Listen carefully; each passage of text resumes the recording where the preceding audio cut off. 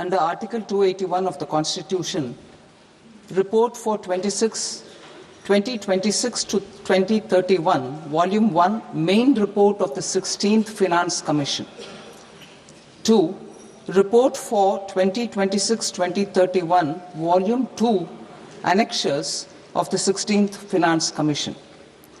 Number 3, explanatory memorandum as to the action taken on the recommendations contained in the above report.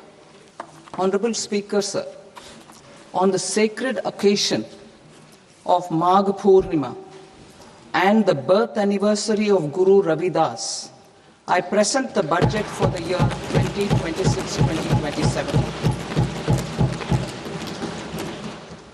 Since we assumed office 12 years ago, India's economic trajectory has been marked by stability, fiscal discipline, sustained growth, and moderate inflation.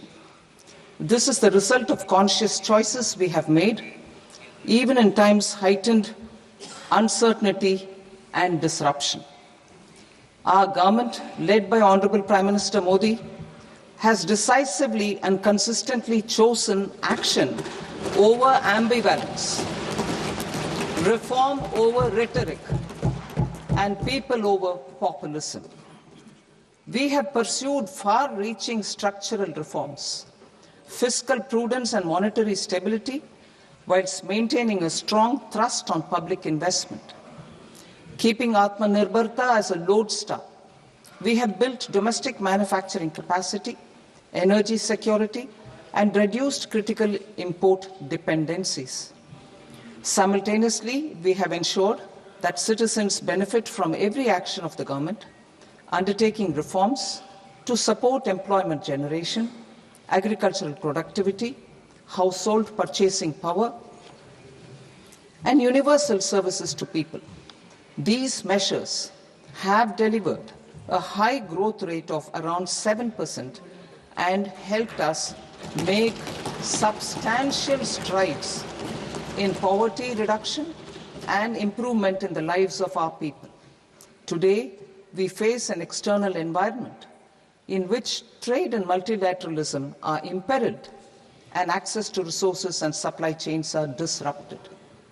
New technologies are transforming production systems while sharply increasing demands on water, energy, and critical minerals. India will continue to take confident steps towards Vikasit Bharat, balancing ambition with inclusion. As a growing economy with expanding trade and capital needs, India must also remain deeply integrated with global markets, exporting more and attracting stable long-term investment. As I begin Part A, I want to express my gratitude to the people for standing firmly with us as we forge our way together towards becoming one of the largest economies of the world.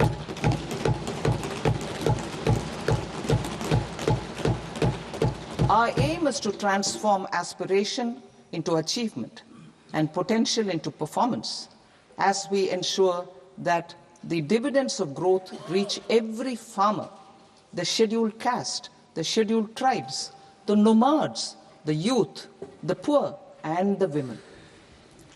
In Vikasit Bharat Young Leaders Dialogue 2026, several innovative ideas were shared with our Prime Minister, which have inspired many of the proposals, making this a unique Yuva Shakti-driven budget.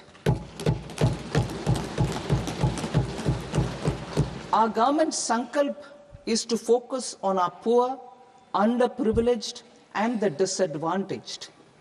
To deliver on this sankalp, and given that this is the first budget prepared in Kartavya Bhavan, we are inspired by three Kartavya. Our first Kartavya is to accelerate and sustain economic growth by enhancing productivity and competitiveness and building resilience to volatile global dynamics. Our second kartavya is to fulfill aspirations of our people and build their capacity, making them strong partners in India's path to prosperity. Our third kartavya, aligned with our vision of Sabka Saath, Sabka Vikas, is to ensure that every family, community, region, and sector has access to resources, amenities, and opportunities for meaningful participation. This threefold approach requires a supportive ecosystem. The first requirement is to sustain the momentum of structural reforms, continuous, adaptive, and forward-looking. Second, a robust and resilient financial sector is central to mobilizing savings, allocating capital efficiently, and managing risks. Third, cutting-edge technologies, including AI applications, can serve us as force multipliers for better governance. Reform Express. Our government has undertaken comprehensive reforms towards creating employment, boosting productivity, and accelerating growth. After the Prime Minister's announcement on Independence Day in 2025, over 350 reforms have been rolled out. This includes GST simplification, notification of labor codes, and rationalization of mandatory quality control orders. High-level committees have been formed, and in parallel, the central government is working with the state governments on deregulation and reducing compliance requirements. The Reform Express is well on its way and will maintain its momentum to help us fulfill our kartavya. I now move to specific proposals. Under our first kartavya, to accelerate and sustain economic growth, I propose interventions in 6 areas. 1. Scaling up manufacturing in 7 strategic and frontier sectors. 2. Rejuvenating legacy industrial sectors. 3. Creating champion MSMEs. 4. Delivering a powerful push for infrastructure. 5. Ensuring long-term security and stability. And 6. Developing city economic regions. Scaling up of manufacturing in 7 strategic and frontier sectors. Biopharma Shakti, meaning biopharma strategy for health advancement through knowledge, technology, and innovation. India's disease burden is observed to be shifting towards non-communicable diseases like diabetes, cancer, and autoimmune disorders. Biologic medicines are key to longevity and quality of life at affordable costs. To develop India as a global biopharma manufacturing hub,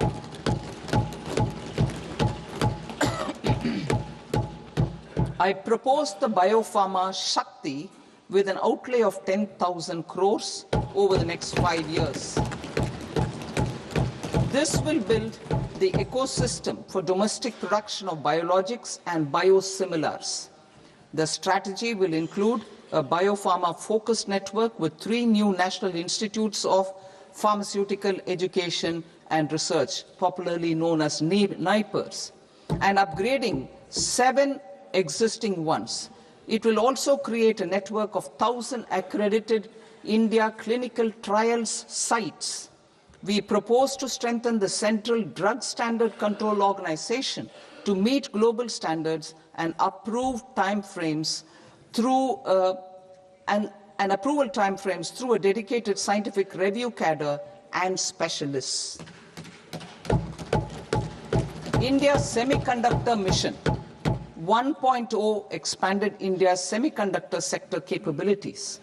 Building on this, we will launch ISM 2.0 to produce equipment and materials, design full-stack Indian IP, and fortify supply chains. We will also focus on industry-led research and training centers to develop technology and skilled workforce. The Electronics Components Manufacturing Scheme, launched in April 2025 with an outlay of 22,919 crores, already has investment commitments at double the targets. We propose to increase the outlay to 40,000 crores to capitalize on this momentum.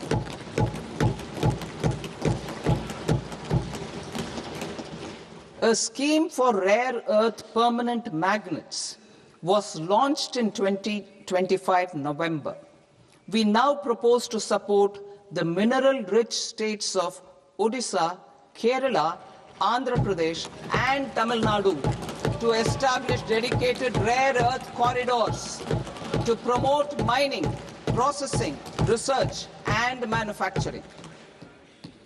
To enhance domestic chemical production and reduction import dependency and reduce import dependency, we will launch a scheme to support states in establishing 3 dedicated chemical parks through challenge route on a cluster-based plug-and-play model. Strong capital goods